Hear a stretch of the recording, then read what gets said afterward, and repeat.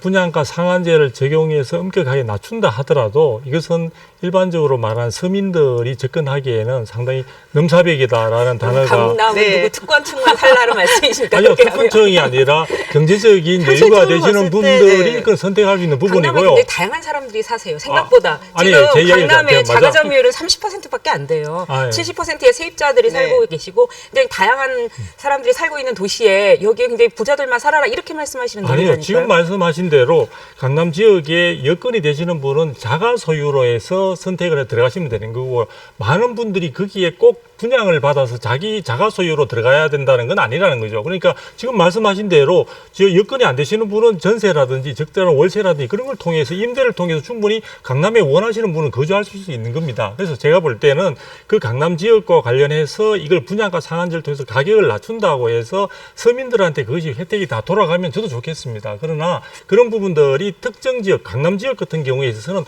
오히려 현금을 많이 가지고 있는 자산가들한테 정말 특혜를 주는 느낌이 든다 이거죠. 그리고 지금 제가 생각할 때 왜 3040에 해당되는 젊은 세대들이 이런 그 주거와 관련해서 주거 문제를 빨리 해결해야만이 가능한 한 그분들의 삶이 굉장히 창의적인 노력들이 시장에 반영이 될 수 있는데, 3040 같은 경우에 지금 현재의 가점제를 이렇게 모든 폐쇄적으로 운영을 해버리게 되면요, 실질적으로 현재 만점이 84점에서 어느 정도 강남 지역에 당첨권이 되려면 60점 가까이 취득해야 됩니다. 그런데 3040의 경우에 있어서는 지금 제가 조사를 해보니까요, 무주택 기간이 현재 60점을 맞추기 위해서는 23년이 넘어야 되고요. 무주택 기간이 15년 이상이면 만점이잖아요. 아니, 이제 그 항목은 그런데 평균적으로 예를 들어 그렇다는 거죠. 평균적으로 그렇다는 거죠. 그다음에 부양가족은 뭐 2명 이상이 있어야 되고 청약통장 가입은 11년 이상이 돼야 되는 상황인데, 이 조건들을 맞추어서 60점 이상을 한다는 것은 극히 제한된 가운데 그동안을 예를 들면 주택은 가지지 않았지만 토지를 소유하거나 현금을 많이 가지고 있는 사람들한테는 지금 굉장히 재테크를 할 수 있는 좋은 기회를 국가가 나서서 제도를 통해서 보장해 주는 건 마찬가지다 이거죠. 그래서 그런 부분들이 생겨나지 않도록, 예를 들면은 지금 분양가 상한제를 굳이 고집스럽게 하려고 한다면은 그런 부분까지 총망라해서 해야 된다 이거죠. 잠깐만요. 일단 이 분양가 상한제가 강남만을 대상으로 하는 게 아니잖아요. 사실 강남의 분양가가 높아지면서 서울의 분양가 전반적으로 높아지는 게 있어요. 지금 뭐 강남만 3.3제곱미터 한 평당 4천만 원을 얘기하는 게 아니라 지금 강북도 그런 상황이거든요. 강북을 지금 이렇게 제어하지 않고 공공이 아무런 규제 없이 놔둘 경우에 뭐 여기가 1억 가고 강북도 다 같이 따라 오르고 서울 오르면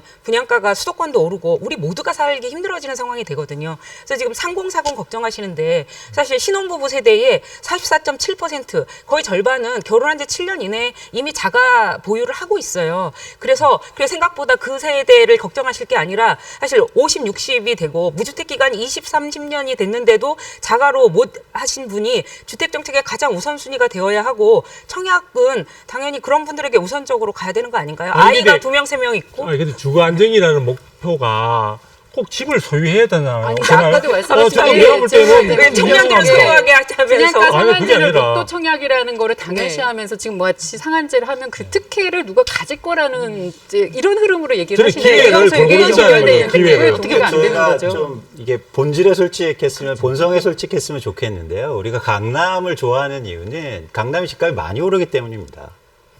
강남의 아파트를 분양받고 싶어 하는 건 분양받으니까 차익이 많이 나니까 예요. 그냥 강남에 교역자로 사면 임대 사시면 돼요. 지금 노후주택들 거기에 전세가율 제일 낮습니다. 서울 시내에서. 본질은 사실 강남에 분양받고 강남에 집을 있으면 돈을 많이 버니까, 자산이 솔직하게. 증식되니까. 그러니까 모두 다 강남을 원하는 겁니다. 그래서 저는 강남에 집 많이 지어봤자 소용없다는 거예요. 본질은 아까도 질문했지만 얼마나 그렇게 자본이득에 대한 그 부분을 얼마나 제어할 수 있느냐가 사실 관건인 거죠. 그러니까 우리가 청약가점을 노라는 건 변방에서 노는 겁니다. 본질을 노라려면 얼마나큼 결국엔 자본이득에 대해서 과연 우리가 억제할 수, 제한할 수 있느냐. 그렇다면 강남 다 안 좋아한다는 거죠.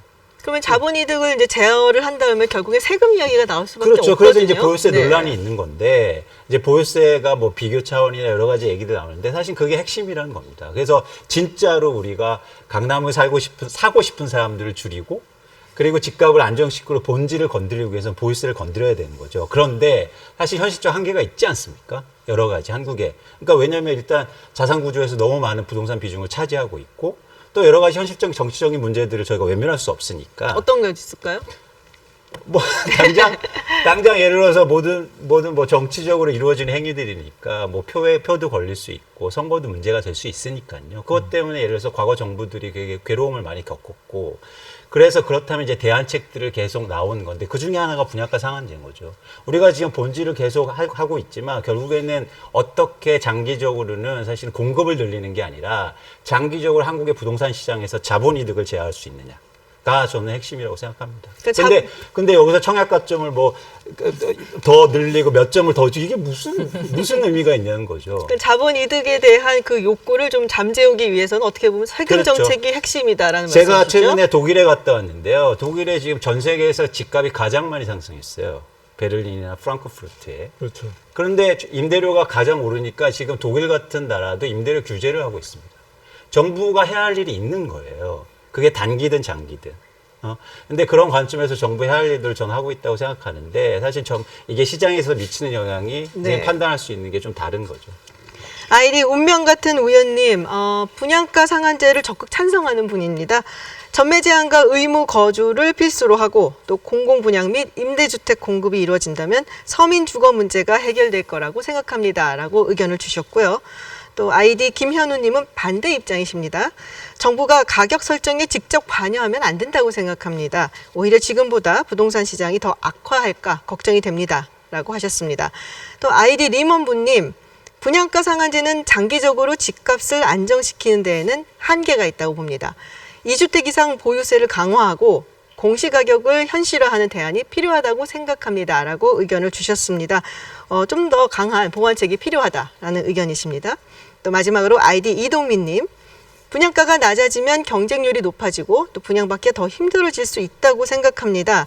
특별공급과 청약 가점에 대한 개선도 필요하지 않을까요? 라고 의견을 주셨습니다. 의견 주신 분들 감사드리고요.